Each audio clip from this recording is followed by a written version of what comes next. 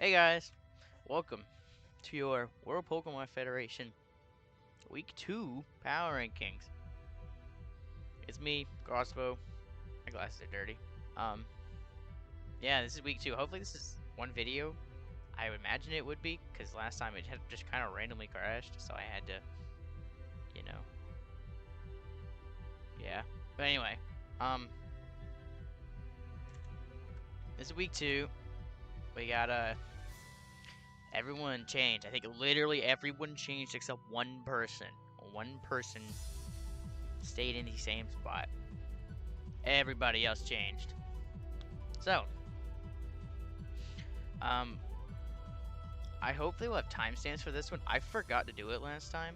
I think it was because it was like late as fuck. Because it was like 5 something when I was recording it last time. When I was uploading it, that is. So hopefully that's not the same thing this time, because that would just suck. But nonetheless, we got our week 2 PRs, and I mean, let's just get into it. First off, we do unfortunately have Arc in K. I call him Arknart. Is that bad?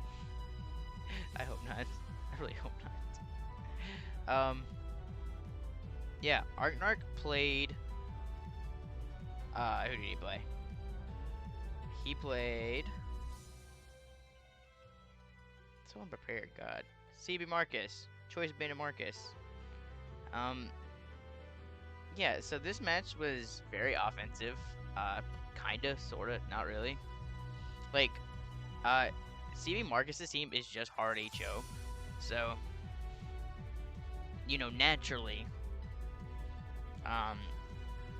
it's just going to be more offensive. Because he doesn't have really any defensive pivots. Like, his most defensive Pokemon is Fion. Well, okay, I guess it's Necrozma. But, like, his most defensive Pokemon's Necrozma. So, like, I think it's Sylveon, but he's been using that more, like, more offensive. Like, week 1, it was Fairy, and Fairy, Feather, or whatever. And this week, it was Calm Mind, Keyberry. So, like, more offensive sets.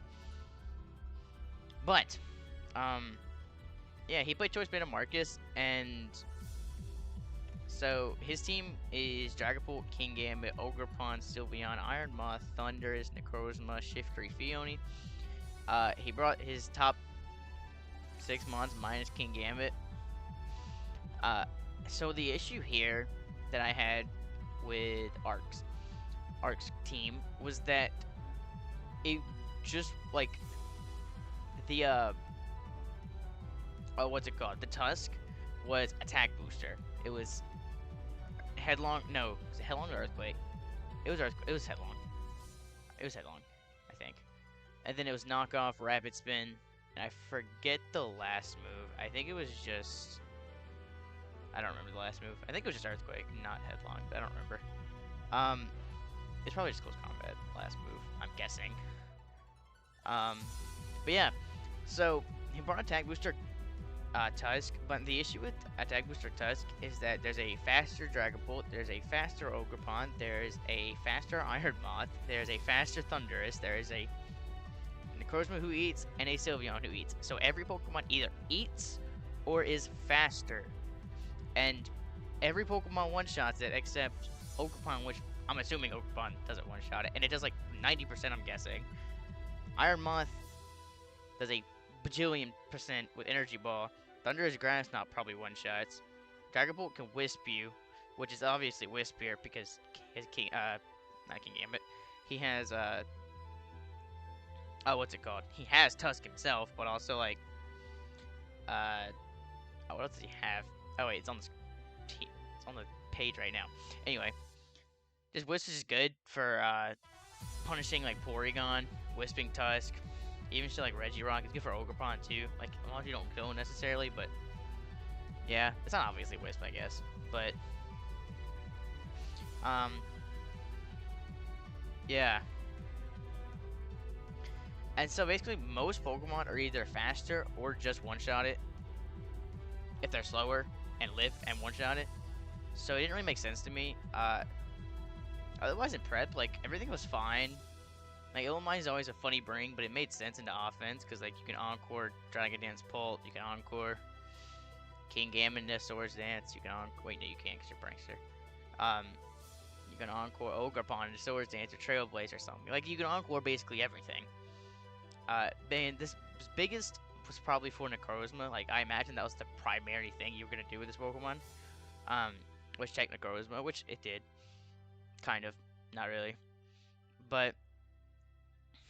So yeah, in terms of prep, like, everything else was fine. Like, it was Sub Nasty Plot, Azelf, Life Orb Cinderace, Mixed Defensive Porygon, Spadef, like, Max Spadef Illumise, and then, like, Custom Regirock, Terra Fighting. Like, everything else was fine. He left Raging Bolt, but I actually think that actually makes sense. Kind of. Like, it makes you worse than Ogerpon, but Porygon traces Water Absorb, so it can only hit you with, like, Wood Hammer. Wait, no, not Wood Hammer. Power Whip, sorry. It really only hit you with Power Whip and Knock and shit. So it's not really a big deal. So I think you're fine with that. But, like, the biggest issue with the team was just that he's facing offense, and he doesn't really have the offense to match it at all. And he has, like, the defensive answers to stop them, but not to wall them. He could stop them, like, temporarily. He can stop them from sweeping him, but he can't beat him in the end. But, yeah, but even in the match, it's like, these 6 were okay. But even in the match, like, there was a point in time where he managed to get Necrozma Encore, because, like, the lead was Regirock on what was the other lead? I think it was Dragapult. I think it was Dragapult Regirock lead, and then he gets his rocks up turn 1 and gets burnt, and then he switches to Porygon. But eventually the Necrozma sets up a Dragon Dance, and ends up being really problematic. He sets a Dragon Dance up on the Porygon. Also, if the Porygon gets a freeze, like, he gets a freeze, like, almost immediately into Thundurus. Like, the Thundurus knocks him off because he has knocked Thundurus. But Porygon Ice Beams and freezes, so it's really bad early. So then he just goes Necrozma and starts setting up Dragon Dances. Then you go Regirock to Edge, and then he gets a Boom. Like, he gets those turns right. He edges until he's at, like, no HP, and then he Cuss Stab booms him. Well, I don't think the Cuss Stab actually popped. I don't think. No, I think it did. But, no, I don't think it did. Nah, Cuss Stab didn't pop. But he got it down to, like, 40, 30%. But then he goes Illumise, which is probably the right play. But then he clicks Tailwind. And now Necrozma is back to 100%. And he Encores him after, but there's no reason to click Tailwind. Tailwind was a complete waste of a turn. Yeah, like, Tailwind was just a complete waste of a turn. I assume, like, I understand the idea of Tailwind plus Booster Tusk. The issue is your Booster Tusk isn't coming in on a full HP Necrozma.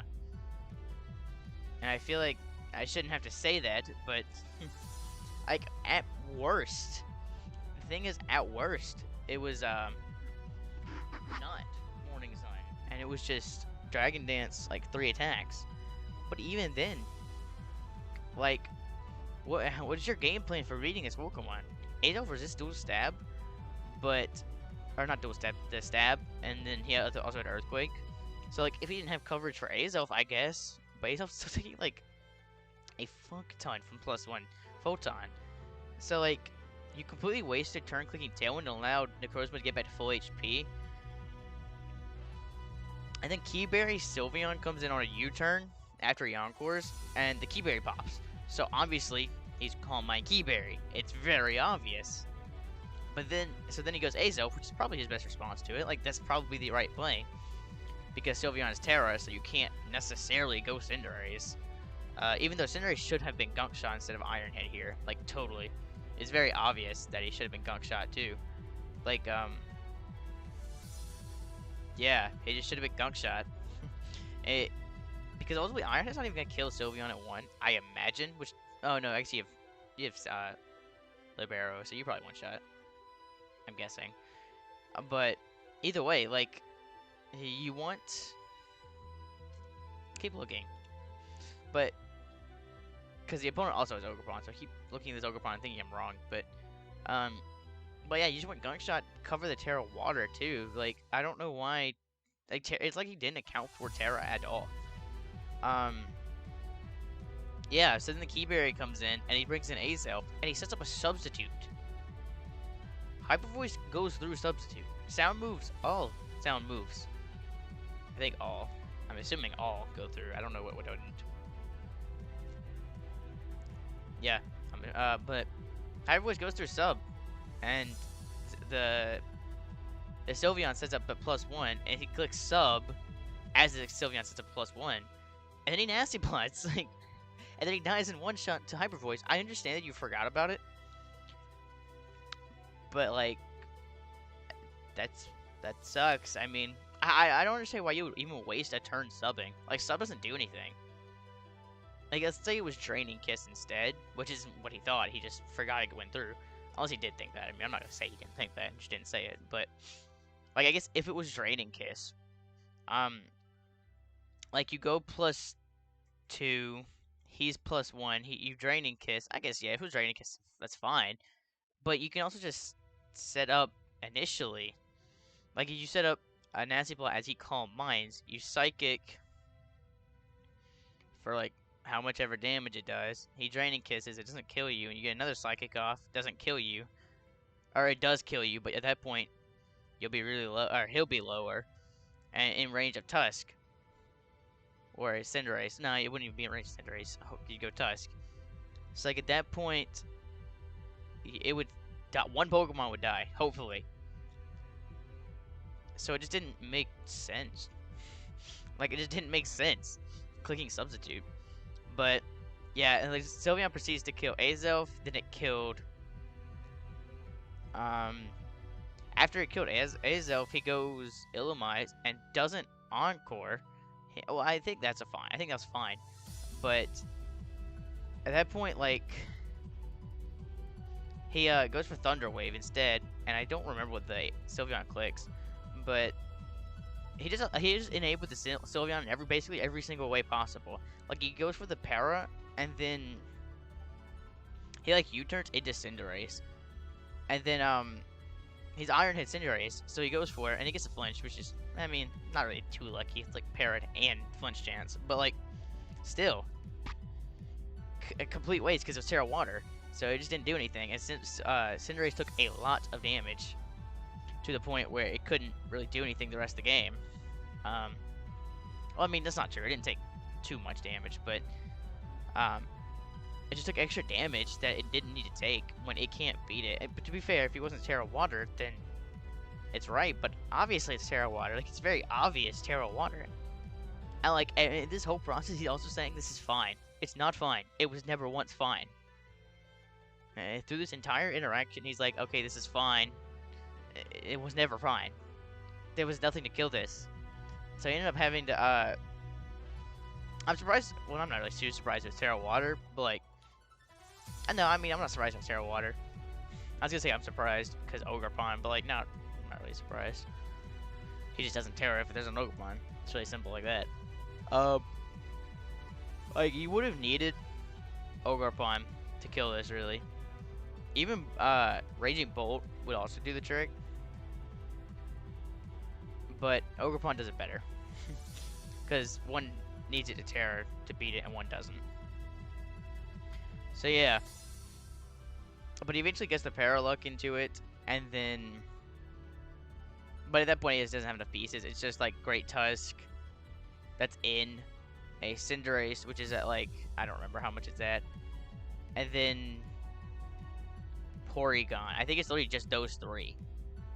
And then he goes, Pulp comes in, and then he hard Porygons on Wisp. Okay, and he literally said Wisp was coming, because he knew Wisp was coming. You had to go Cinderace there. Like, it wouldn't have mattered, probably. Because at that point, he was down 5-3. And, like, just didn't really have an out, unless, like, a Royal Choke. But, like, at that point, you have to be able to preserve your sacks. If you understand that a Wisp is coming, you have to play into that Wisp. So he opted not to go Cinderace, which, I mean, you just had to. Like, you had to go Cinderace on Wisp and Sucker Punch. And the thing was, the Dragon Ball was Culver. So he didn't even, like, he wouldn't have won. But, like, you had to. He didn't make any kind of plays that he needed to win. He just didn't have the team to actually match the offense at all. And he'll also have his team to Keyberry Sylveon. That's just really what happened. Wasted turns, bad playing around Sylveon, and just, yeah, that's really it. Next, it's Danny Mac. This game was boring. I'm gonna be honest, but it was boring because Lars like messed him up. Like, well, okay, I would say Lars messed him up, but Lars' team was Gouging Fire, Meowscarada. Wait, did I say? No, I'm right. It was like Gouging Fire and Meowscarada walking away. It was just Sun. It's Sun. Yeah, so it was Sun team. But he didn't bring Sun. He didn't bring the Sun route. He brought Gouging Fire, Meowscarada, Scarm, Florges, Rhydon, Venusaur. He just didn't bring Sun because there's a Hippowdon and he didn't want to play the Weather War. I absolutely agree with that, but we'll get into that for Lars. But for Danny, he accounted for Sun. Like, I don't think the Sun prep was necessarily awful. Like, he was a very obvious Lapras, but it was just the right Lapras. It was Terra Fairy with Water Absorb, I imagine. Just because, you know, it walls. It walls. It's really as simple as that, it just walls. Yeah, but like, he just needed something to be able to break this route, and he didn't. He was, I forget what the Iron Boulder was. I know it was Booster. I'm pretty sure it's just Booster, Swords Dance, normal stuff. Hippo was Yawn. I think it was more Spadef. Lapras was Terra Water, or Terra Fairy. Mandibuzz was Toxic. That's really all it showed. Lowdy was Mist Ball, Thunderbolt. I forget the rest of the set. It was also Recover. Probably just Draco. I'm pretty sure it was just Draco. And then Drill was just Spin. It had Boots. But yeah, he just didn't have anything to break through Scarm, Florges, Rhydon, Venusaur. Like, there was nothing. There was nothing. A lot less so Venusaur. It's mostly Scarm, Florges just kind of beating everything. It reminded me a lot of, like, Scarm, Florges, Venusaur. Like, it reminded me a lot of A-Drive's team in, like, a long time ago. It was like Kyurem, Scarm, Florges, Venusaur. Shenanigans. That shit was broken. Mega Manectric. This is Gen 7. Like, it was just kind of, he couldn't break it. And, like, nothing on his team much could have broken it. The issue is there was definitely stuff he should have had. Like, Urshifu, like, didn't have a good matchup. Like, it wasn't going to do anything. But, like, Galvantula had a pretty okay matchup, just offensively. But, like, the Sun route, obviously, it makes sense not to bring it. Like, the matchup probably was not in Danny Mac's favor at all, which happened last week for him, too. But at this point, it was like, he just didn't have anything. Like, he didn't have anything to break. And the one way he ended up having was Mandibuzz missing a Toxic into Florges. And that was basically wraps. Like, there was not much happened in this game. It's just, Lars played his defensive Pokemon, and that's it. He just played defensively and got away with it because he didn't have Danny didn't have the offense to match it. Like, there was nothing else to this game. He missed a Toxic, which was very bad, and it literally cost him the game. I don't think he would have won anyway, but, like, it cost him any chance. Like, he had no chance after he missed Toxic. Because Lottie had a chance of being able to break if Florges got Toxic. Because Lottie can beat Scarm right on Venusaur. It just can't beat Florges.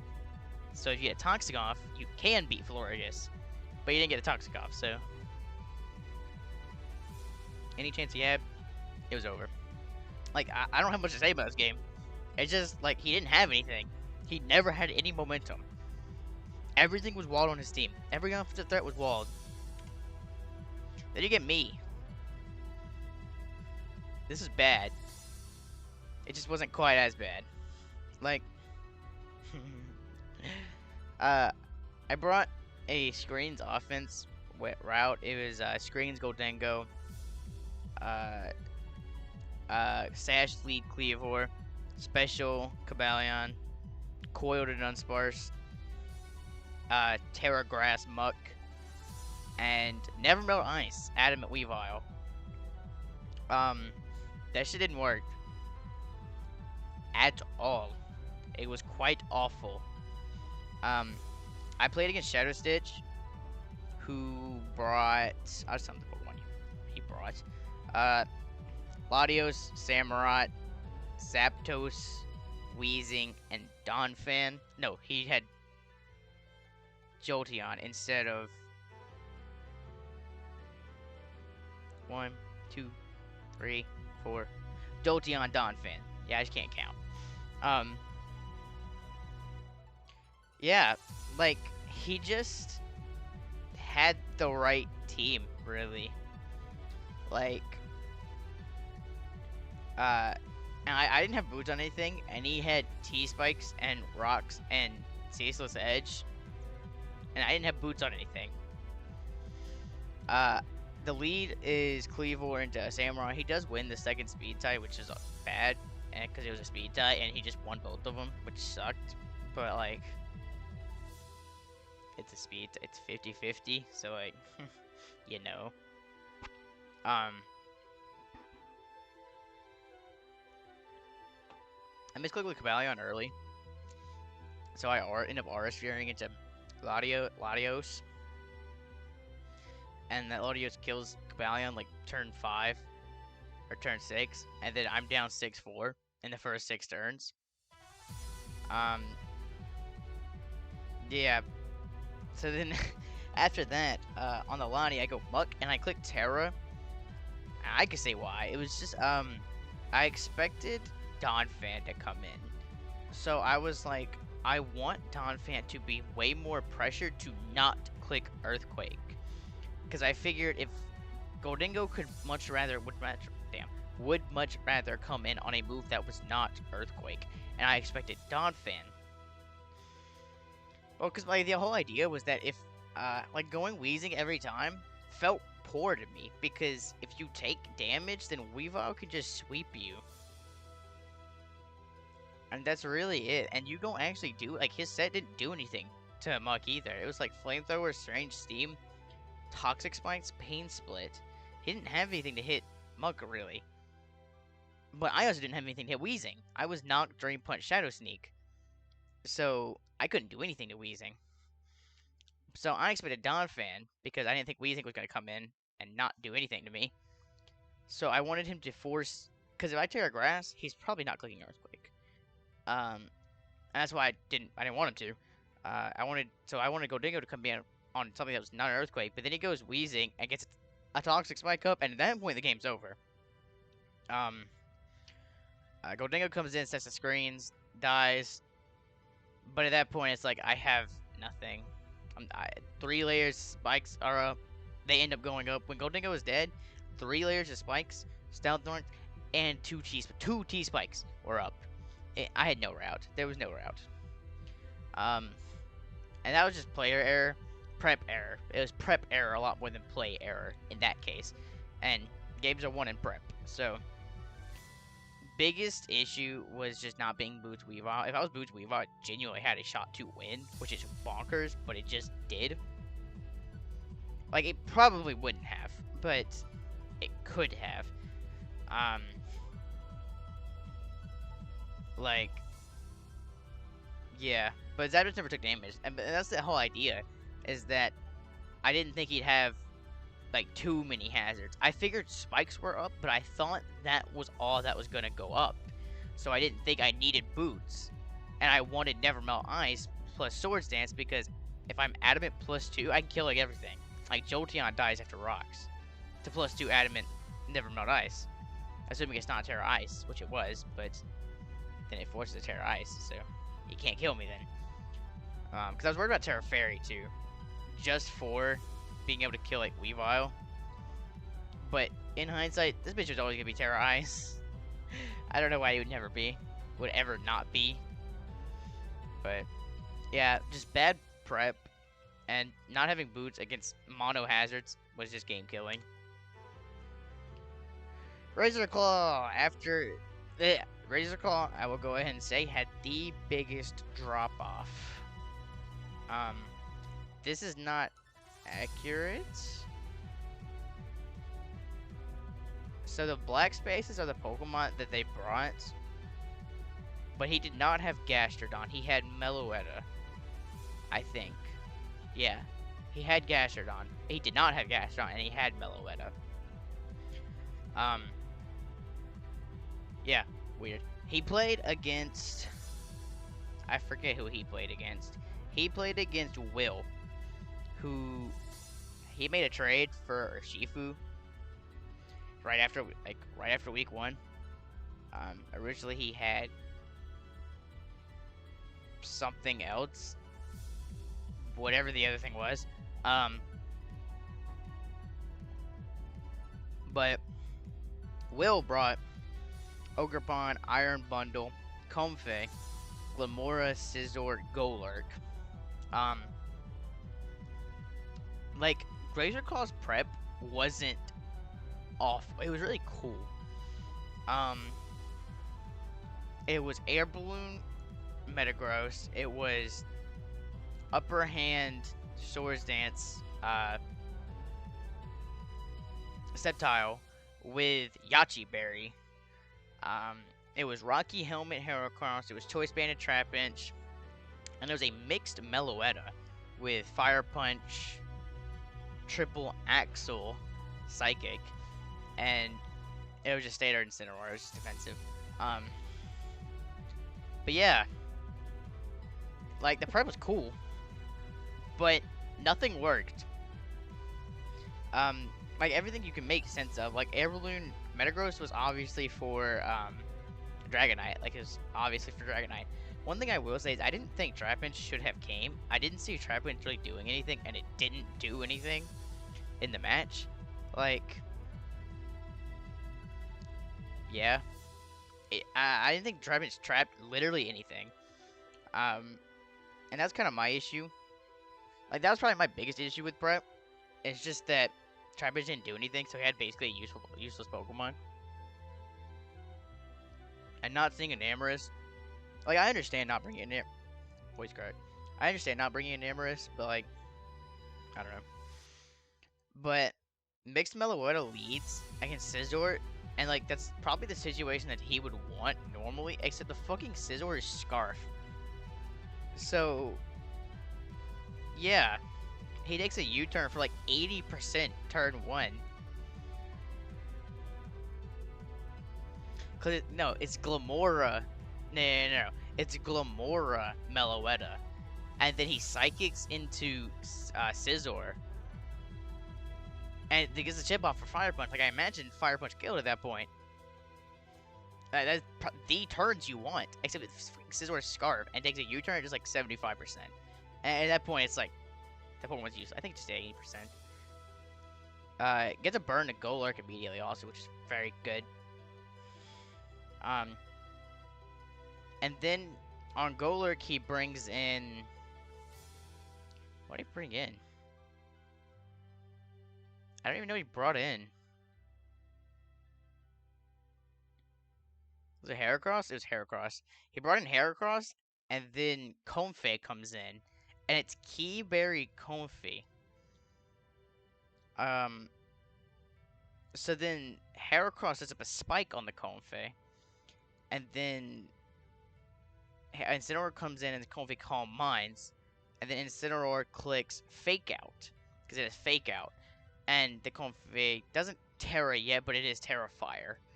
Spoilers. It's Terra Fire. And that ends up being awful. I mean awful.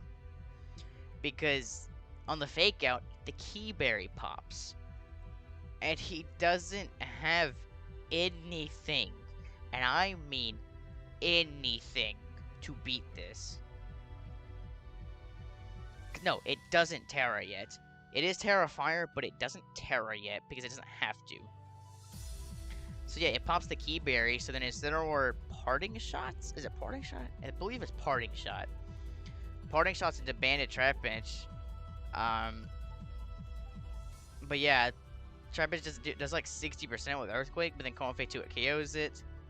And then Incineroar comes back in, but like nothing can hit this thing. Nothing can beat this thing. Cause it's Terra Fire. He ends up getting enough chip off for Sceptile to be able to, like, he actually did a really good job managing Pokemon against Confe, because he didn't actually lose to Confe. A lot of people were saying that this man lost to Confe, and he, like, basically did, but he didn't actually lose to it. He just got flunked up by it. He ends up getting enough damage to get Upper Hand turns. I did not know that Upper Hand would work versus Triage. When he clicked that, I was like, I don't know if this works like this, but then it did. So, yeah, he gets the first 2 turns right, Upper Hands both times. Then on the 3rd turn, Confe Terra fires, or Terra Blast fires, and then kills it. And then at that point, it's in range of Fake Out from Incineroar. But at that point, like, Incineroar gets down to like 40%. Metagross is down to like 70%. And then Trapinch is dead, Sceptile is dead, Meloetta is dead. Heracross is still full, but that shit's useless. So yeah, he just doesn't have enough pieces at that point. Biggest issues.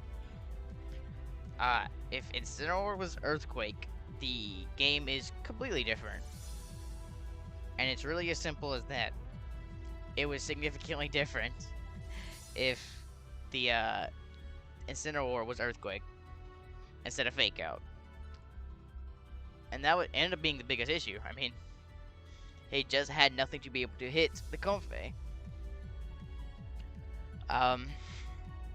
Had he gotten the 3rd turn right with Sceptile, had he predicted the Terra Blast, because Upper Hand only works, it's a new move, that only works if the opponent goes for a priority move. And so, Draining Kick's considered a priority move because of the ability Triage. So, he gets the first 2 turns right, but then on the 3rd, when Upper Hand fails because he didn't go for a priority move, and it flinches. Upper Hand flinches if the opponent goes for it's faster, and flinches if the opponent goes for a priority move. So yeah, that's what happened. He gets the first 2 turns right, but dies on the 3rd one. If he had gotten that turn right, he literally had a chance. Probably. It was not a very favorable chance, but at that point, he had a 100% Sceptile that looked like a pretty big threat. That was also Yachi Berry, so it lived. Bundle. I mean, he probably wouldn't have won, but he had a chance to win. Yeah, this just came down to Mixed Meloetta dying, like, immediately. And, yeah. Speaking of Will, we literally just talked about the match. If you want to know what I think, for the most part, just go back one battle. His opponent is the one, number 13 is his opponent. But yeah, basically everything except the opposite. He brings Hazard Stacking Glamora against like a team with quite literally not one remover. There's not one remover on this team. No Devog, no Rapid Spin, nothing. He has nothing. So obviously he's gonna bring hazards. It was Assault Vest Golurk, Shed Shell, Glamora, SD Trailblaze, Ogre. It was just, it had Air Cutter on Ogrepon, and then Scarf Sizz, Terrafire, Confe. Will did a very good job in prep, and that's really where he won. And it's really as simple as that. He didn't necessarily play a, like, an insane game. He didn't severely outplay his opponent in any way, really.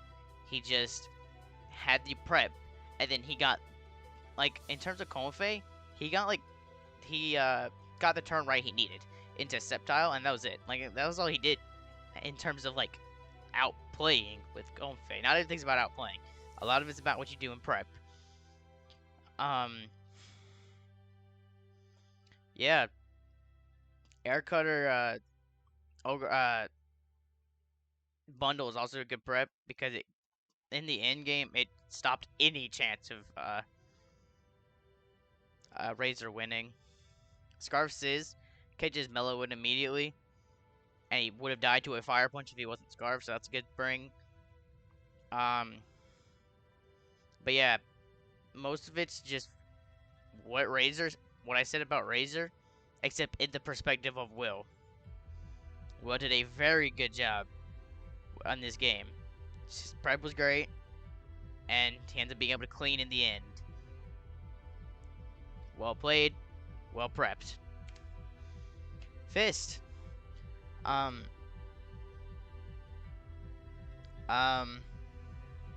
yeah, this Deoxys.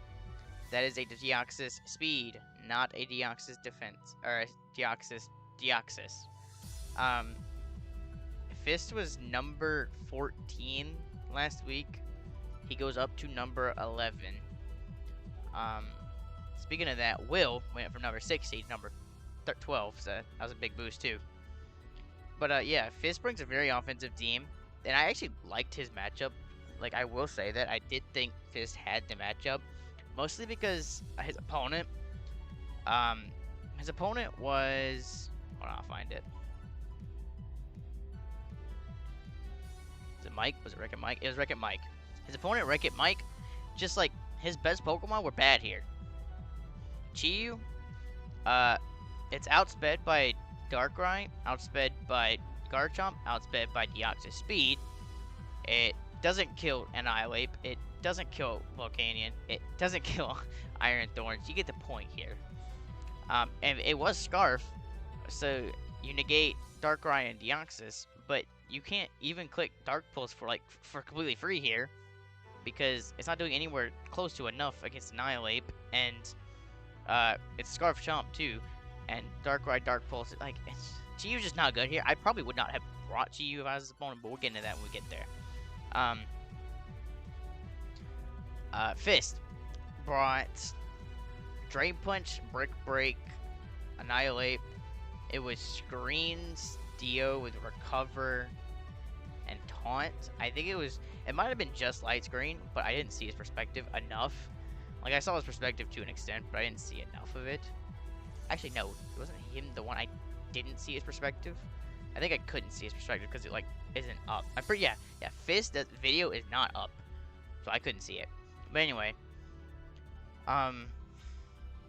yeah, he just kind of like, and Palafin. Palafin was the other big threat on Mike's team, and like, Palafin has to deal with Terra Grass, Iron Thorns, not killing Annihilate, and Volcanion being water absorbed, and it ended up bringing a choice banded Palafin. So a choice banded Palafin into a water absorbed Pokemon was a really interesting call for me. So yeah, I feel like he had the matchup. He was able to check Mike's biggest threats, and then ended up having the prep to back it up. Like, typo right there for Mike, but Annihilate was a bitch. Like, he could not kill Annihilate. He just didn't have anything. It was Rocks, Drain Punch, Brick Break, and I forget the last move. But his opponent brought Palafin, Chiyu, Iron Treads, Ninetales, Kilowattrel, and Komo-o. And the, yeah, so he just didn't have fighting switch-ins. So he could just keep clicking Drain Punch. And clicks Brick Break when screens are up. It's really as simple as that. Scarf Chomp was a good call, because it just kind of clicks Earthquake against everything. Kilowattrel can be immune to it if it's flying. Like, it's kind of what my issue with Danny Mac last week. It's just not having a ground resist, and he didn't bring his ground type, or his biggest ground type. This week, he had a Garchomp, and no Earthquake switch-ins. His best Earthquake switch-ins are Lurantis, Masquerain, and Kilowattrel. Has switch-ins. And if Kilowattrel tears, which it did, which ended up being a problem because he wasn't immune to Earthquake anymore, and everything was weak to Earthquake. So, yeah, it ends up Scarf coming down to, like, Ape, just not being able to die, so it broke through a lot. Like, Chiyu ended up dying to Scarf Chomp. Treads got beat by something. I forgot. Like, Screens were never able to consistently stay up. And he's able to get an Encore off into Annihilate, but doesn't abuse it, which was huge for Doom, because it just meant that Screens were never a problem. And rocks weren't up until late game, so rocks were never a problem. But, yeah. Ends up coming down to Scarf Chomp was able to claim a kill. And the only way he was able to beat Scarf Chomp was by clicking Jet Punch with Palafin, which allowed Terra Grass, Iron Thorns to set up with Dragon Dance, Terra Grass, and win. I feel like Fizz's matchup was good. I feel like his opponent didn't necessarily prep the best. But I also think the opponent's best Pokemon were bad here. So his matchup was probably not good as a whole. Spider, my opponent from week 1. Yeah, I misspelled Arcanine too, bro. I gotta make sure I don't typo crap. Spider's game was like really ugly. Just as like the potential, right? So Spider brought the 6 UC. He played against... Who did he play against? I have to find it. Spider played against Munted Muffin. Muffin brought Sneasler, he brought Rillaboom, he brought Crook, he brought Typhlosion, he brought Regice, and he brought Blastoise. It was... Spider had some, like, decent prep. Like, he brought, Nasty Plot, Thundurus, Bulk Up Quack, Scarf Arcanine, Nasty Plot Colbur Berry, Spectrier, it wasn't even Spike's Tinglu. Wait, was it? I think it was. No. Also, this is wrong. He didn't bring Pheasantipity. He brought Orthworm. God. Sloppy. But he hit Orthworm and not Pheasantipity. And it was Spike's Orthworm and 3 attacks. Tinglu. Quack is like probably his win con here. If it's not Arcanine. And Quack comes in like turn 3. Because like the lead preview is... I believe the lead was... What was it? Wasn't it lead Crook? I think his opponent led Crook. And he led... No, it wasn't Crook. Spider led Arcanine, I believe. I believe Spider led Arcanine. And Muffin led Typhlosion. No. It was Orthworm Typhlosion. And that's what happens. So lead preview, Spider leads Orthworm, and his opponent leads Typhlosion Hisuian. So Typhlosion clicks Eruption, and then Arcanine comes in, and he doubles out predicting Crook. He doubles out into Quack, predicting Crook, and he gets to play right. And he sets up a sub on the switch from Crook into Rillaboom, and he bulks up. Or no, he doesn't sub, he just straight bulks up. But then he attacks and does like 90% with +1 CC, and dies in one shot. And it's also, the Rillaboom was not grassy terrain. So, my issue with setting up and doing this so early is that it was very obvious at that point that Rillaboom wasn't banded, or like wasn't Scarf. It could have been Scarf, I guess, but it would never be banded because it would always be grassy terrain banded. So you really could have just bulked up again. No, you couldn't. Could you have? Because the Rillaboom was drum beating. But I think No, no, no. What I wanted you to do, I forgot. It wasn't bulk up again. It was Aqua Step. Because if you Aqua Step, you live a drum beating still because you didn't put it to overgrow. And you're not neutral. You're still +1 and it's not an overgrow. So it does like, I'm guessing like 50, 60. And then you Aqua Step into CC and you kill Rillaboom.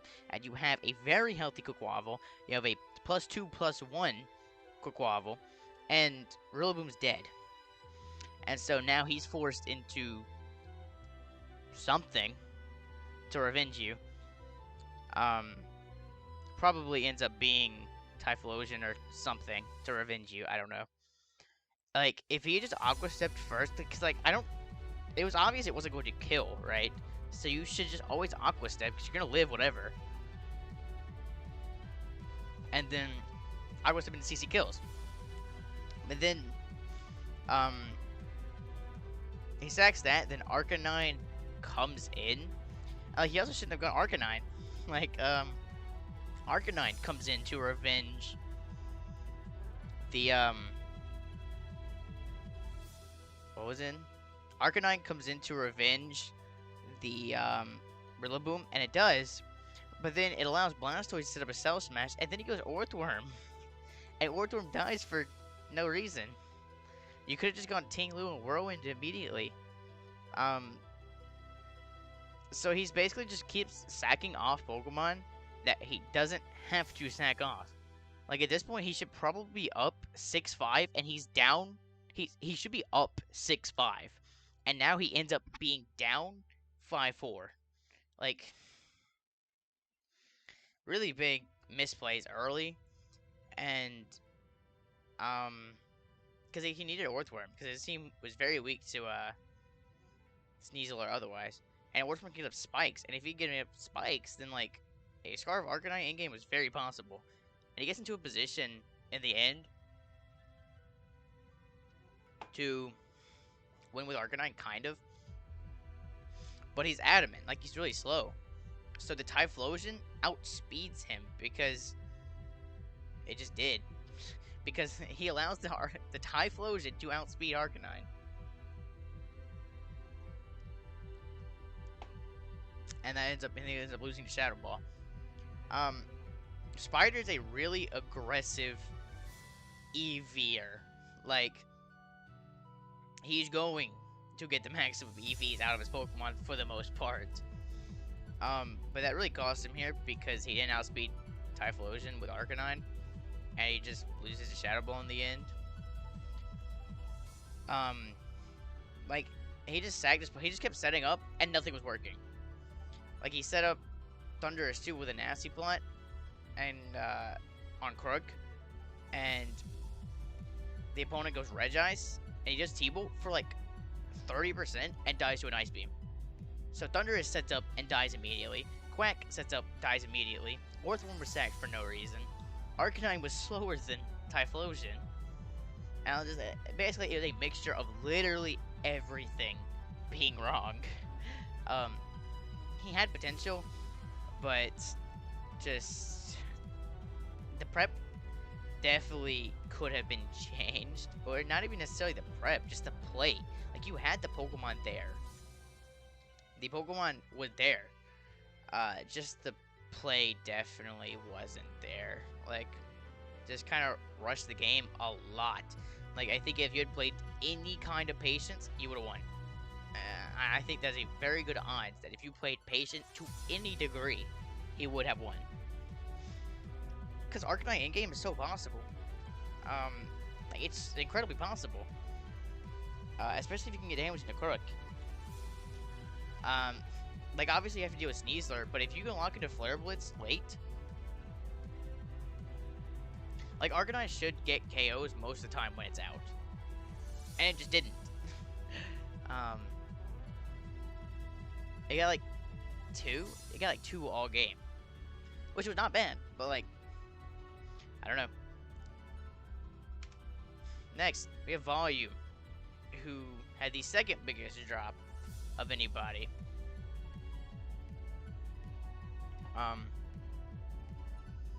Volume went from number 4 all the way to number 9. So the biggest issue with lost my voice again. The biggest issue with volume is that he got flinched like turn 2 and gets outplayed every single, and when I mean every turn, there was not one turn that his opponent got wrong. His opponent was Greyvee. I believe it was. Yeah, it was. Greyvee brought Chiempao.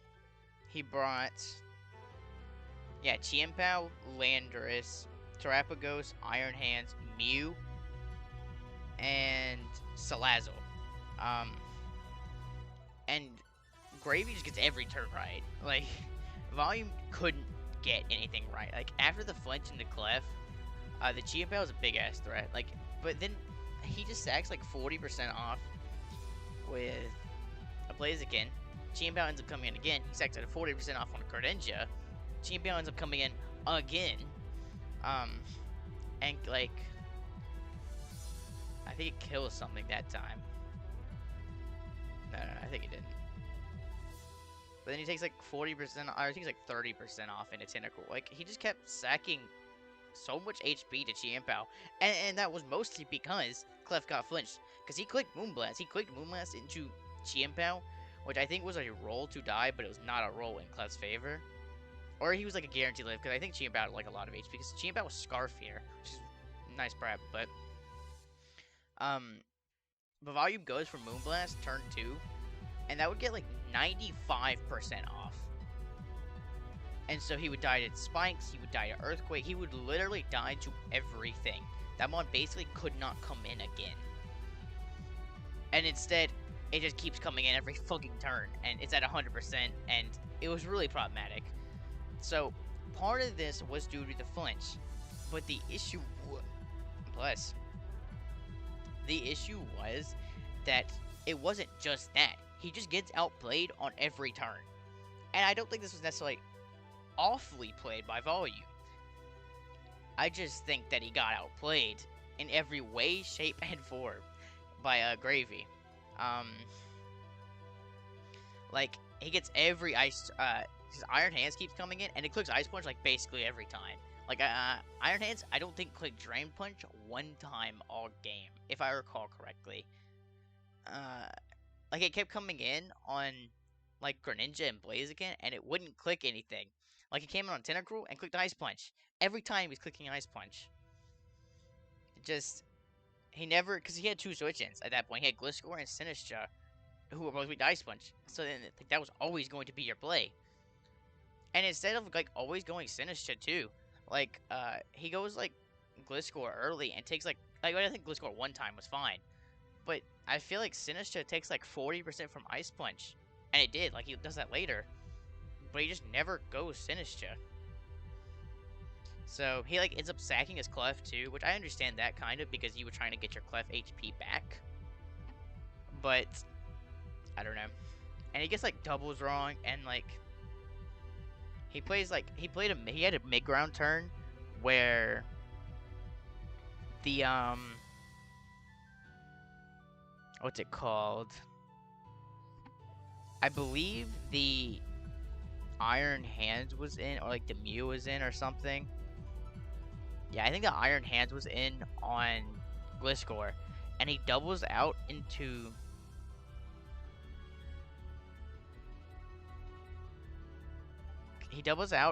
Tentacruel instead of Clef, predicting, because he predicted Terapagos on Gliscor. Wait, no, he had Grin in. He had Grin in on Mew. That's what it was. He had Grin in on Mew. And he doubles out predicting Terapagos. But you should have just always gone Clef. No, that's not what it was. He had Grin in on Chiempao. And a double 2 Clef was basically 100% safe. Because there were 3 turns that were going to happen. Because at that point he didn't know if Chiempao was Scarf. I don't think he ever found it out. Because Chiempao never had to click a move other than Icicle Crash here. But there was 3 options there. He clicks Sacred Sword as Chiempao, which probably is never going to come out because he doesn't reveal Scarf Grin yet. Turn 2 is he goes Terapagos, which is bad, but you still get your lefties back with Clef, which is a big deal because then you just go Sinistra and you're fine. Or 3, which he ends up going, he goes Iron Hands, which you need to get in Clef to get your leftovers back again. Like, basically, a double to Clef is always fine there. No matter what happens, a double to Clef is always fine. Now, Iron Hands ends up being faster than Clef, so he would have died to Heavy Slam, but at that point, you have a free Sinistra. But you needed to be able to get your leftovers back so you can live things. And he just didn't even try to double it back in until it was too late. Like, he tried doubling it in on an Ice Punch. He gets the Ice Punch turn right, but ends up Iron Hands being faster than Clef, so he can't get it back. And I think the only other issue... Oh, 2 things. One, Sinistra was Terra Fairy. I think it just should have been Terra Normal. I kind of understand Terra Fairy because it was Terra Blast, but it ended up, like, really hurting him because it couldn't beat Salazzle, and it seems really weak Salazzle weak. Like, Grin has to be in, basically, or otherwise, he loses a Pokemon. Because Terra Blast Ground beats Tentacruel. But yeah, if Sinistra was Terra, because it ended up Calm Minding on Salazzle, and if it was Terra Normal, it could have just clicked Terra Normal. And it had a chance. I don't think it would. No, it wouldn't have won. But it just would have put on way more pressure than Terra Fairy at that point. That would end up being the biggest issue. And I think eventually, Gliscor should have just been clicking spikes. Terapagos came in late on Grin and just easily ate a Dark Pulse. Or Sludge Wave or whatever it was. I forget what it was. I think it was Dark Pulse. He tried flinching it. The Terapagos comes in late and is able to do that, but if Terapagos was ever forced in before...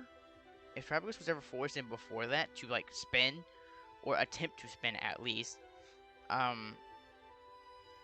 like, you could potentially break the ability, and Grin could possibly win late game. It probably wouldn't, but it could win. You don't know that it's Scarf GM Bow. Like, Grin would never win in this game, but it's your win con at that point. And, like, those are just spikes pressure initially were always good too, because it allowed Iron Hands to come in constantly. It allowed Chien to never come in, to always come in on Gliscor. Like, I don't know, he just... It wasn't an awful game by him, it was just... needed to be better to win. Next is Marcus. Marcus played his match pretty well, considering, though he didn't have to do much. He gets frozen early with Thundurus. That Thundurus is Thundurus. There is no Thundurus. There's a Thundurus. That Thundurus is Thundurus Therian. I just don't have that Sprite. He brings Calm Mind Keyberry, and it's like Colbur, Wisp, Dragapult, just standard Ogre.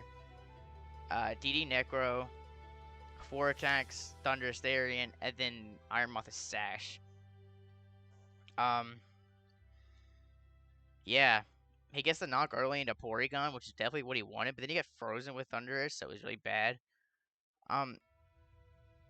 So then he ends up bringing Sylveon in on Illumise to get on the U-turn, and the Keyberry gets popped, and he just breaks through the team at that point. And, like, that was the biggest thing. Like, he didn't have to do much at that point. Like, it was just kind of Calm Mind Keyberry. Sylveon broke through everything until the end, where it ended up, like, leaving the opponent with, like, a very low Cinderace. It was, like, a very low Cinderace, a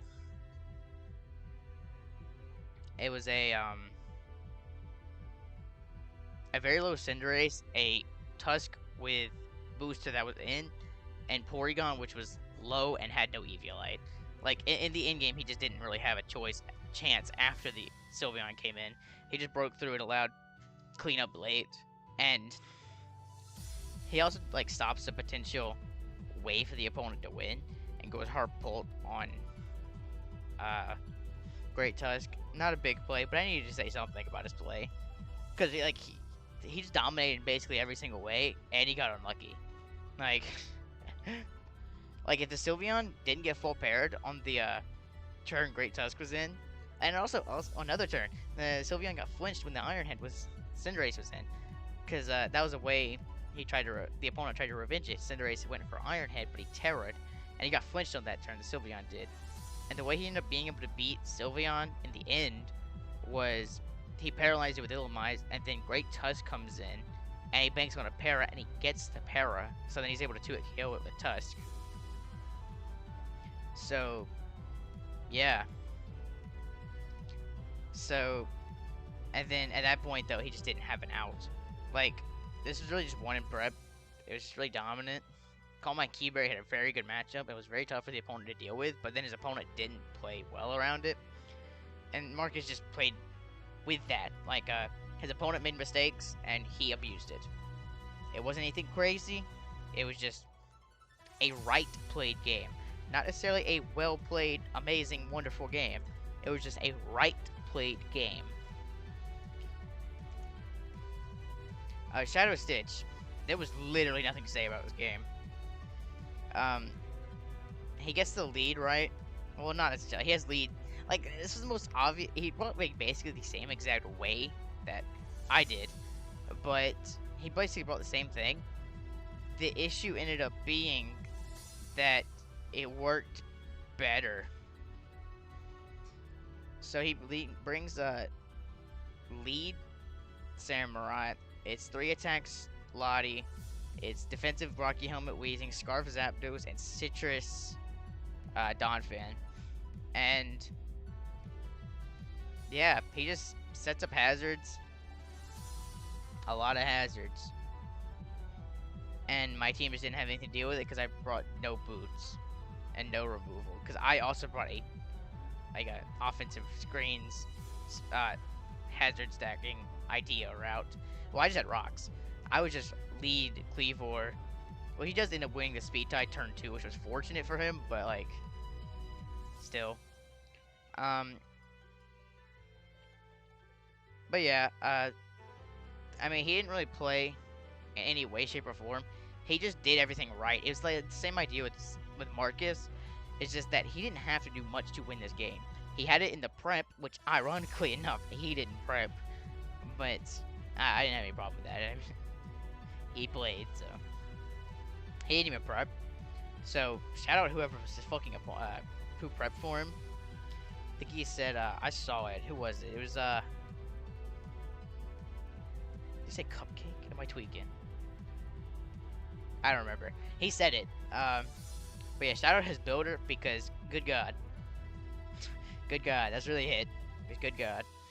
Calm Mind Doldion had a great way to win. Like, it was just always gonna win for the most part. Unless he got out offensed, which was kind of the game plan with my team. It just didn't. I didn't out offense him in any way, shape, or form. And that's what that boiled down to. He had the right team. He played it right. Zapdos didn't even come out. That was it. Wreck-It Mike goes down 1 spot. Honestly, he probably could have gone down more, but nobody was like, nobody was really deserved to go. He didn't deserve to go lower. I didn't think. He was number 5. Also, the Shadow Stitch have the biggest jump. Have we gotten to the biggest jump? Marcus had a big jump. But anyway, you didn't see that. Actually, you might not have seen that, but so the issue with Wreck-It Mike and why he didn't drop very much is because I don't think his matchup was good. Like, I think his matchup was bad. But I also think his prep was amazing. That Deoxys is a Deoxys defense, by the way.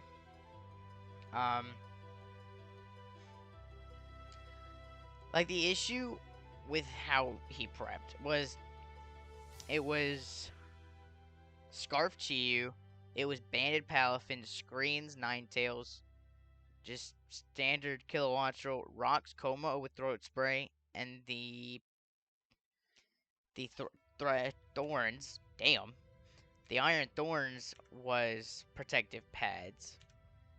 I'm going back to figure out why it was Protective Pads. It was Protective Pads for, I guess, Rocky Helmet, Corv, or not Rocky Helmet, but like Garchomp stuff. And then like effects for Plume. I guess it makes sense. But yeah, that was that.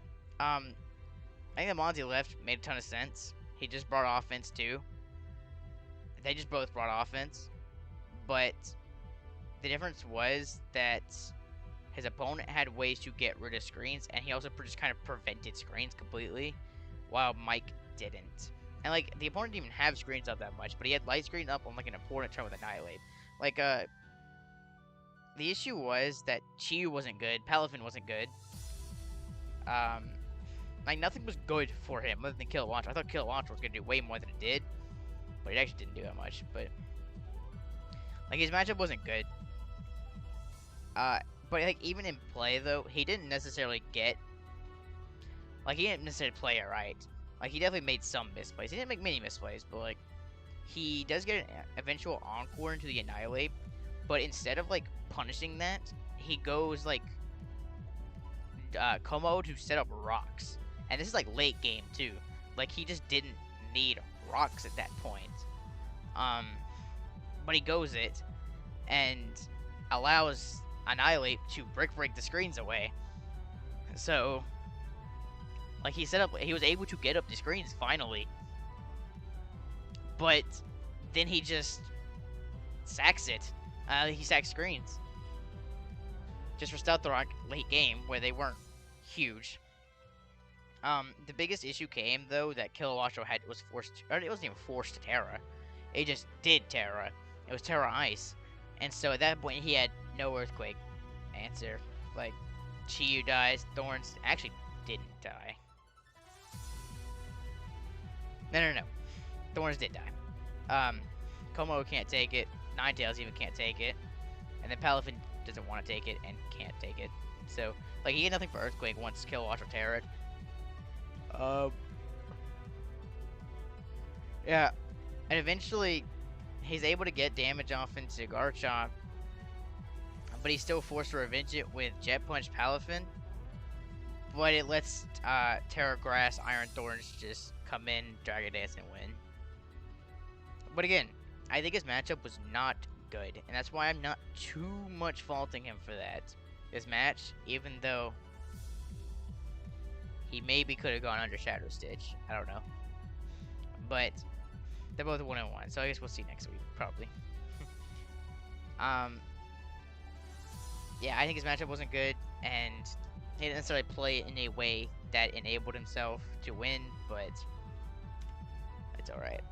Next, we get Sableye.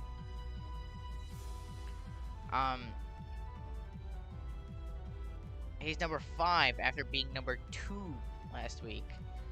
Not a huge jump, still only dropped 3 spots, but was not a fan of what he brought, really.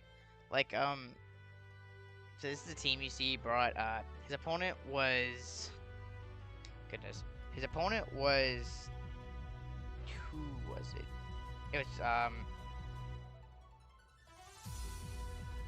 It was Sceptile.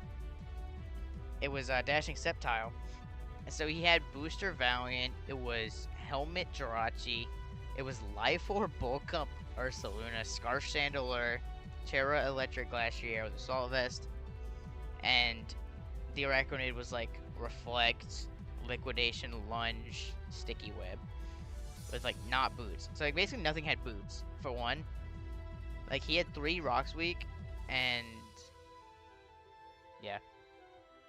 Like he does, but like the issue in prep was that Iron Valiant had an okay matchup. Like it's not an amazing matchup. Like okay, it's not a good matchup. Like, it's definitely not a good matchup for Iron Valiant. But he didn't have a move to hit Slowking at all. He didn't have Shadow Ball. I think he just needed Shadow Ball. I think he just needed Shadow Ball on Iron Valiant, and this prep was fine.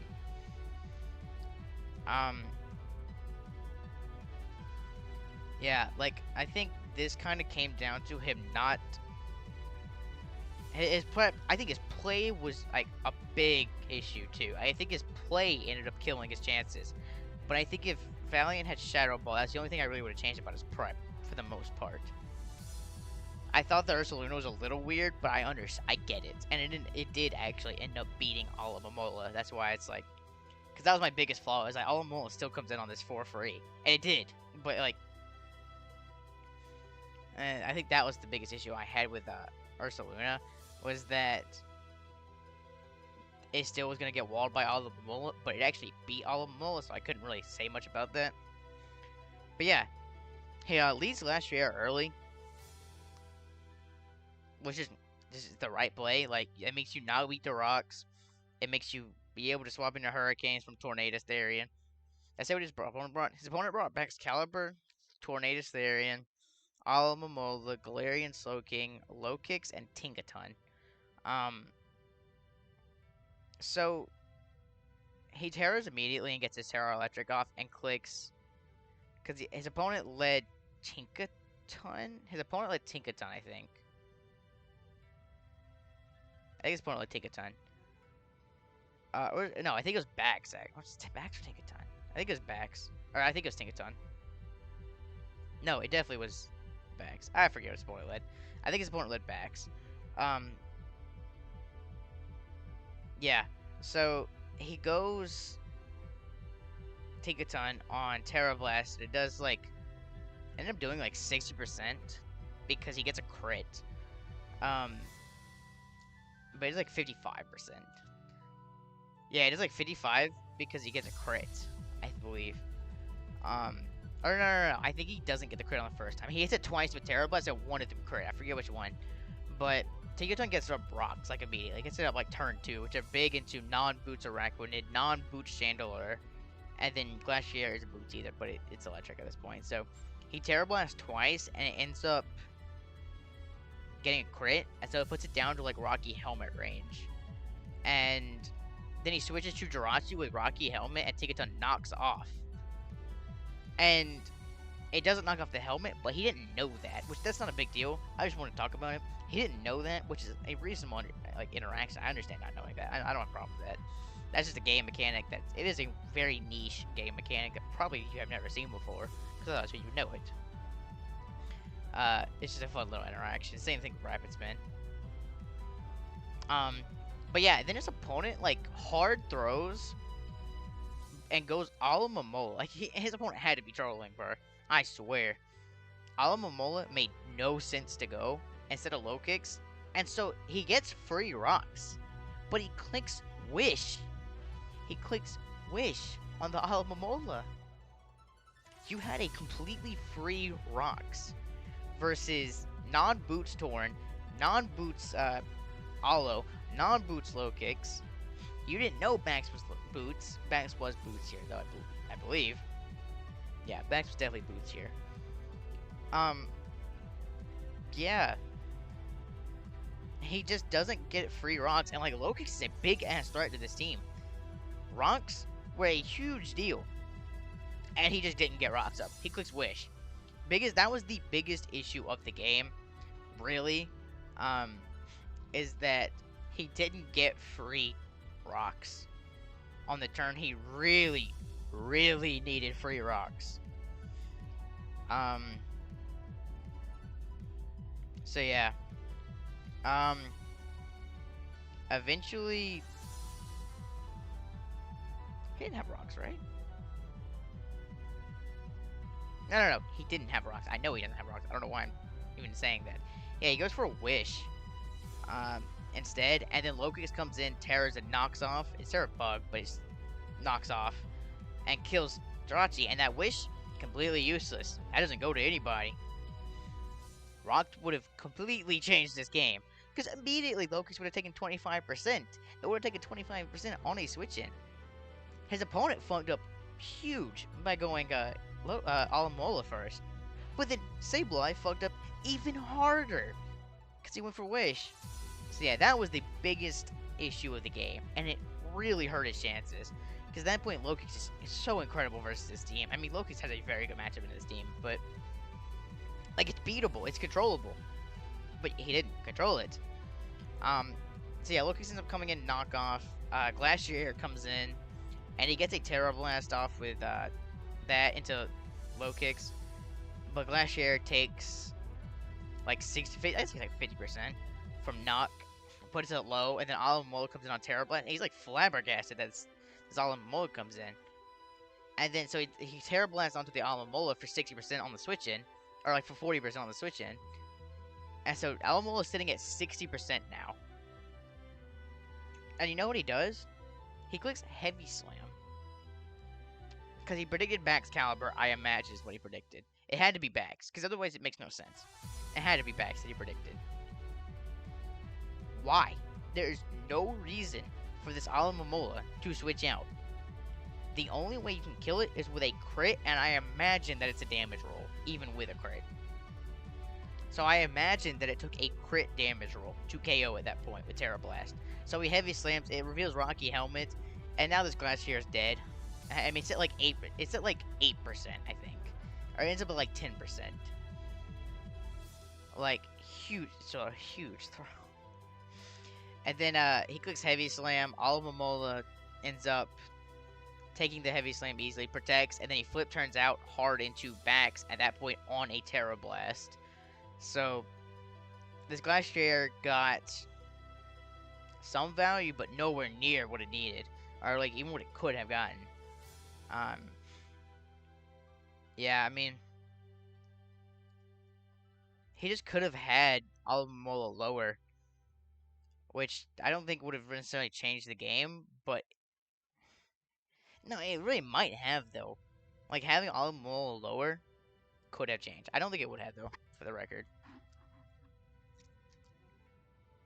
But it ends up being able to pass a wish into Max Caliber because he can wish it, because he's at full HP at this point. So he just wishes, takes the Terra Blast, and then goes hard Bax.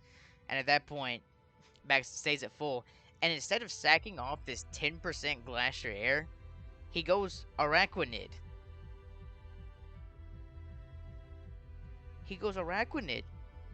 And he does get crit on Araquanid. So it dies in one shot to Glaive Rush. But oh my god. Why? Why in the hell would you go hard Araquanid?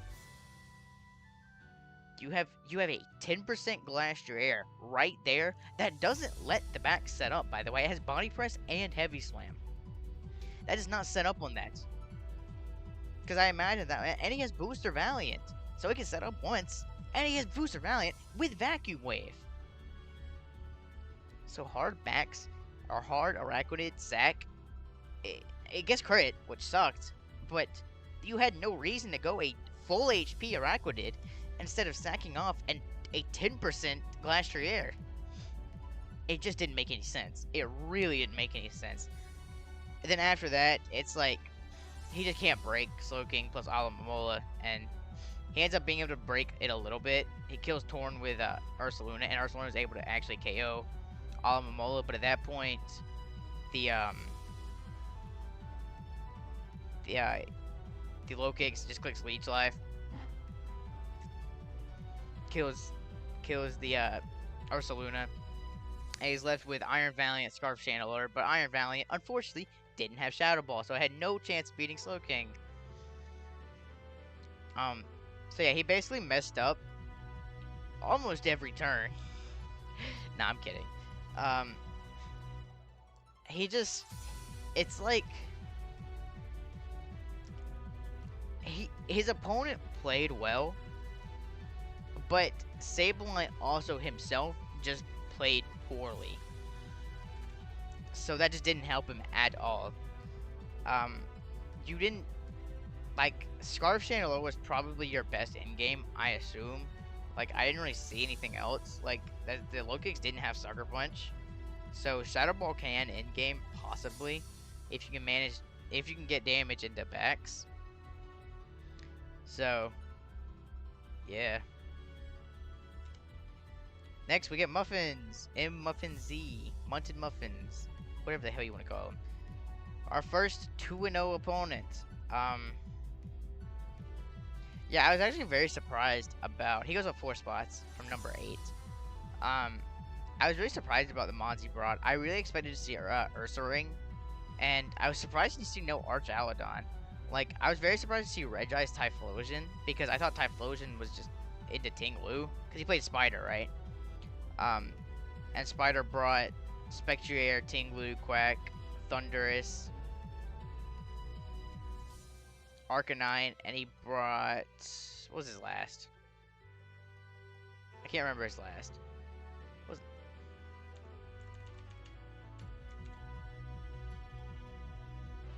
Orthworm. It was Orthworm Arcanine.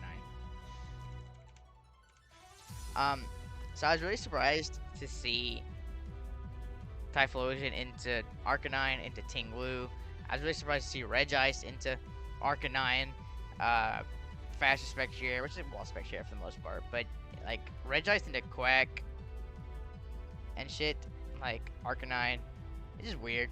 But I mean, both of them end up doing stuff, so he's able to break early with Shell Smash Blastoise, which is a good call. He kills Orthworm in one shot, which enables Sneasler that should be able to win late game. And he gets like 70% off into Tinglu, which all but kills it. Because at that point, literally every Pokemon on his team kills it, except Typhlosion. Which is a big deal, but like he also still died to 2 fire moves, so but yeah, basically how this game went is that Spider kept setting up and that shit wasn't working. He's able to kill Quack like turn 5 because Quack just immediately sets up, and the Rillaboom's able to kill it. Arcanine revenges, but that's when Shell Smash Blastoise comes in, kills Orthworm.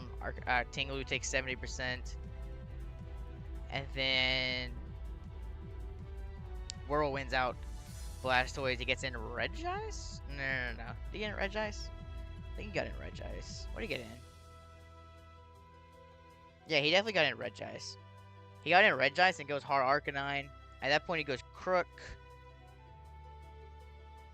And then Crook eats it up, but he needs a Flare Blitz. Thundurus comes in, but Thundurus A can't touch Crook, but obviously Muffins doesn't know that. Crook goes for Earthquake. Thun Nasty Plots. And on Nasty Plot, the Regice comes in. Thun T-Bolts and does like 30% to Regice. And then dies. So basically, Quack set up and died with 0 kills. Thun set up and got 0 kills. And then the Spectrier was also Nasty Plot and got 0 kills. It didn't set up a Nasty Plot though.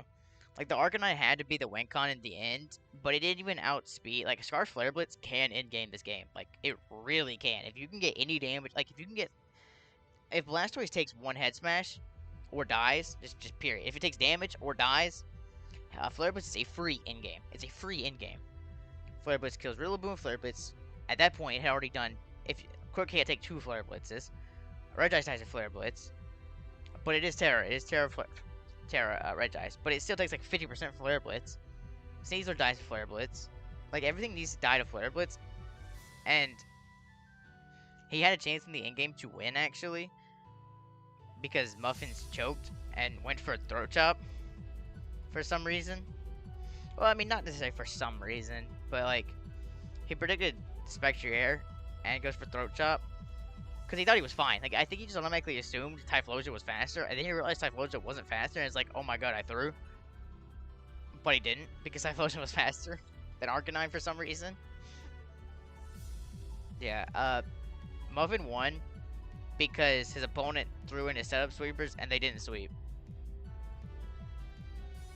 And his Arcanine was slower than Typhlosion. That's why Muffins won. Next, we get Dashing Sceptile, who went up the most spots. Yeah, he went up the most spots. His opponent was Sableye. Sceptile really didn't, like, he played this very well. He got in his low kick safely. He brought a very good team. That Tornadus is a Tornadus Therian. I just don't have the sprite. Been over this. Yeah, he just brought Banded low kicks. It was Cobra Slow King and Assault Vest Tornadus. So basically, every Iron Valiant, why did I say it like that? Every Iron Valiant set was checked. And in case of all bad, in case of all goes well, Tinkaton also can beat it, potentially. So yeah, he's very comfortable in Iron Valiant, which is the biggest threat on Sableye's team. He has the Alomola pivot every time for Ursaluna. he has, like, he has, I mean, webs are kind of, I was looking at webs. Webs are kind of annoying, but, like, they're not really.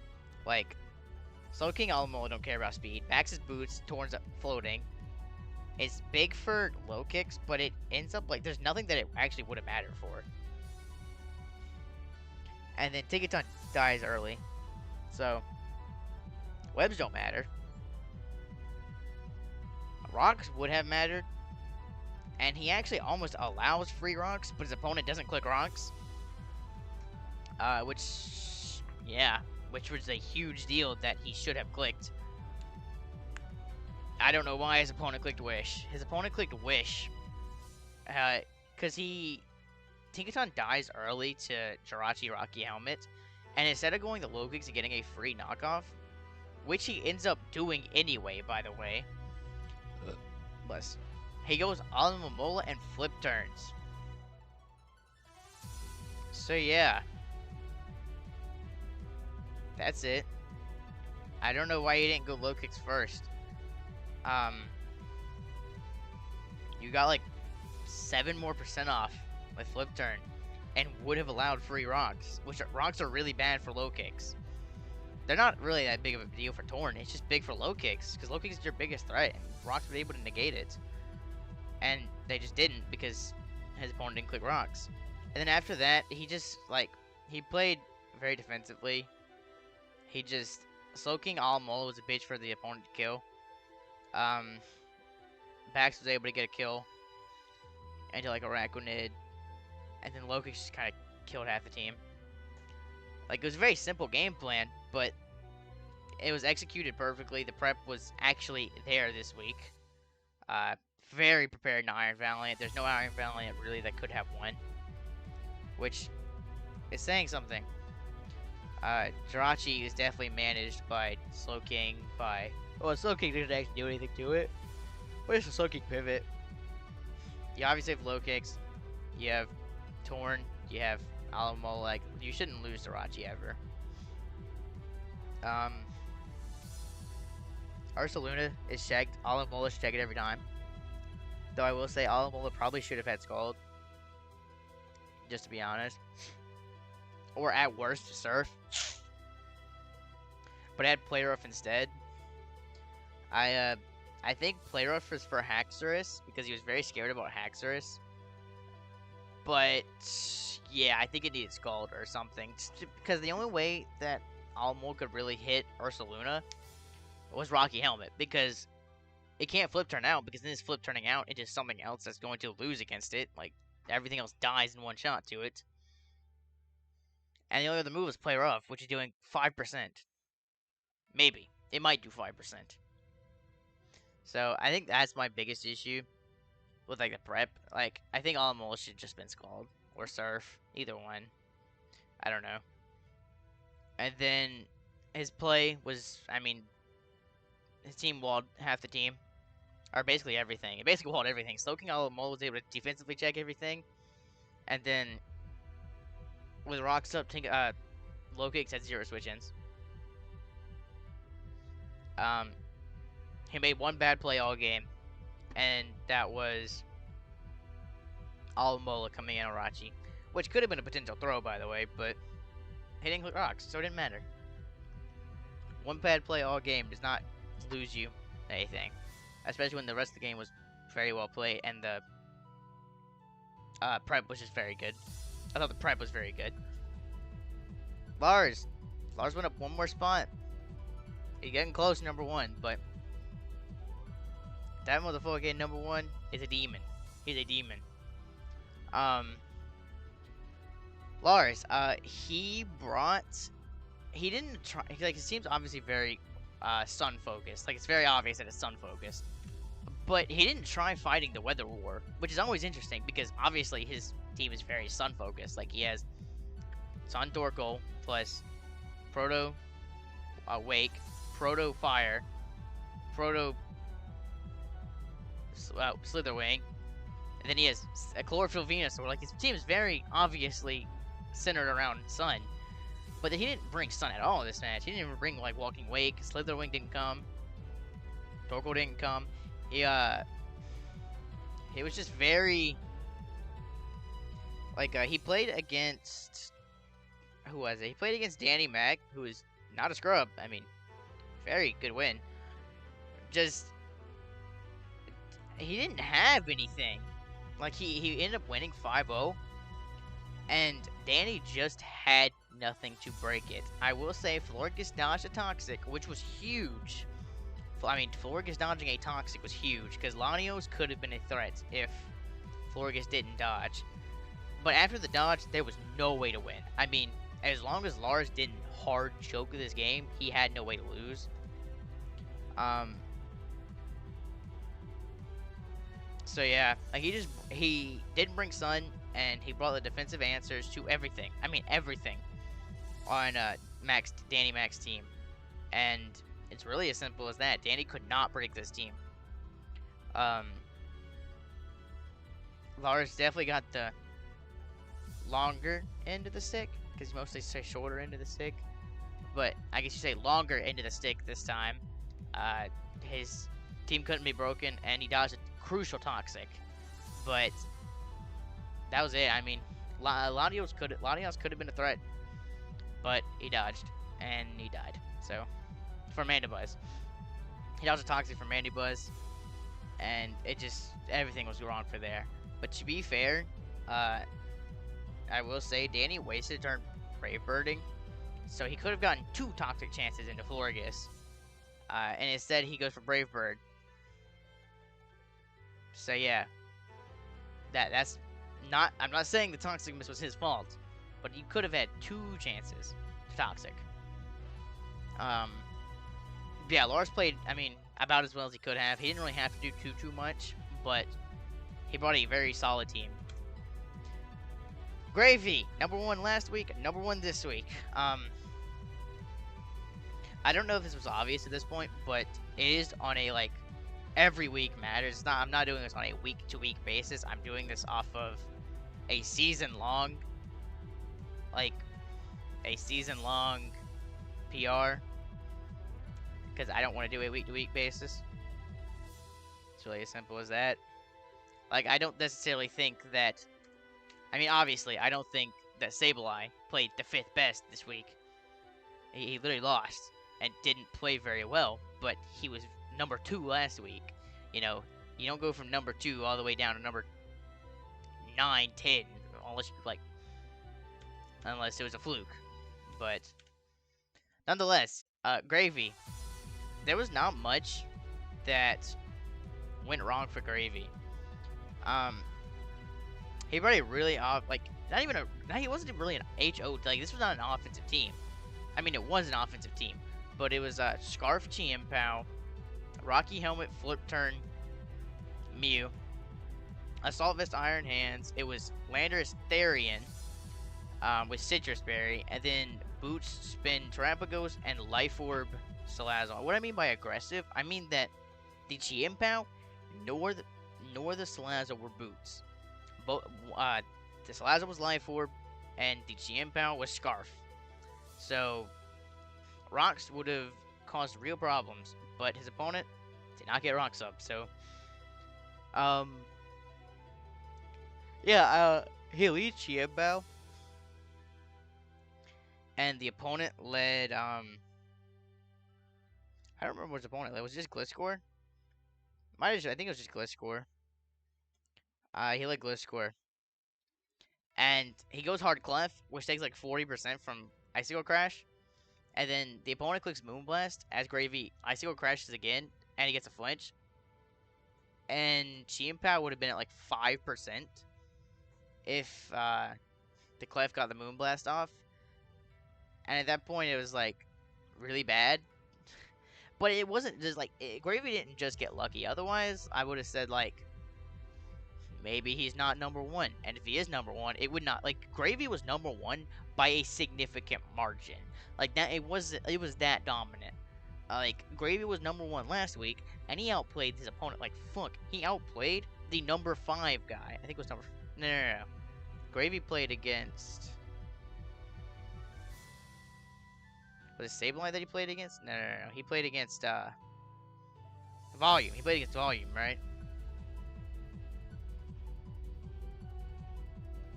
Yeah, he played against Volume, who was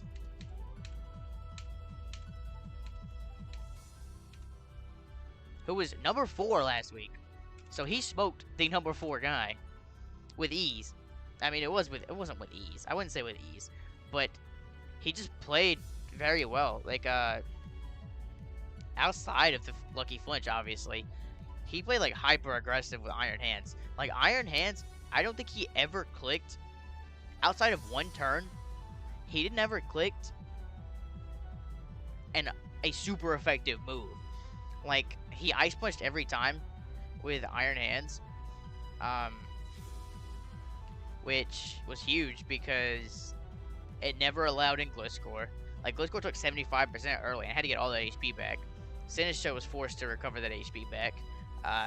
Clef was to a KO'd by Ice Punch. Like he clicked Ice Punch every time. Like he was clicking Ice Punch into Greninja. He was clicking Ice Punch into Tentacruel. Like he never clicked any time. And the one time he clicked Earthquake, it was into Tentacruel staying in. So, obviously it worked out. He got just kind of every single turn right. Like I don't think he got one turn wrong. The Salazzle early clicked Sludge Bomb and did get a poison. Sinistcha was pretty lucky, but then he gets a Fire Blast off, takes a Terra Blast, and at that point he's able to click Sludge Bomb for free. To be fair, that turn was probably a mistake. He definitely should have just clicked Terra Blast Ground because it was completely free and claimed to kill outside of Lando. But if he wants his Lando to take a Fire Blast from a Life Orb Salazzle, then go ahead. I mean, you definitely take that.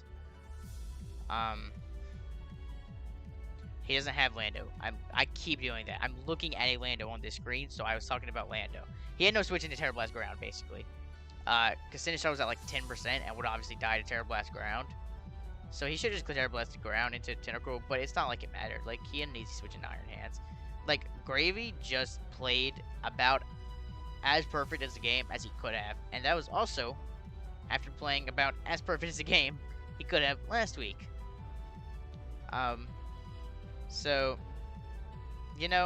maybe this guy's good. Just maybe. But yeah, it's my PRs. Shout out Sceptile for going up the most. And Greyvee. Let's see, so the biggest shout outs are Greyvee staying at number 1. Sceptile moving up 6 fucking spots. And I think Marcus moved up 5 spots also. Yeah, Muffins moved up 4 spots. Big jump, big jump. Shadow Stitch moved up 4 spots. Big jump. CB Marcus moved up from 13 all the way to top 8. That's big. That's a big jump. Shout out me for dropping. How many did I drop? I dropped a fuck ton. I dropped 4. Shout out me for dropping 4 spots. The GOAT. Yeah. I believe that I think everyone are still in complete contention for playoffs. All these O2 players, Racer Claw played a good week 1 and just got messed up here week 2 by Confe. He can definitely still compete. Obviously, I think I can compete. Danny Mac is still a very talented player. I don't think anyone really doubts him. It's just week 1 was awful. Could not beat Palafin with his team. And this week, he missed a Toxic into a Florges, which gave him no chance. Could not break the fat. And Arc. He could probably bounce back. I believe he made trades. I know he made trades. So that'll be huge. Maybe. Arc does need to bounce back, though, because these first 2 weeks have not been great. But I think he can. I liked... He had... Week 1 especially, he had, the ideas. He understood. He had reasons behind his plays. This week, it was pretty bad this week. But, I think everyone is... Obviously, all the 1-1 guys are still in contention. And, obviously, Greyvee is not necessarily going to stay number 1 for the rest of the season. you know, Lars could be number 16 at the end of the season. I mean, I doubt it, but it could. Everyone still has complete chance to make a playoff run at this point. No one's out. Hopefully I have timestamps and cannot wait. This will go up. This is Wednesday, I believe, right? It's Wednesday? It's Wednesday, right? It's Wednesday. This should go up at like 12 noon. And then my match goes up Friday. Week 3 match. So that'll be exciting. Woohoo. Big match. I need to bounce back. I'm playing Shadow Stitch. The current number 7. So that's huge. I don't play Shadow Stitch. That was my week 2. I was lying. I play the current number 6. I play the current number 6. And I'm fucking 13. I'm 14. I'm currently number 14. So obviously at this point, I'm technically not favored. But who cares? We win anyway. Hopefully. But yeah. I will see you guys with the PRs next. Or with the PRs next week.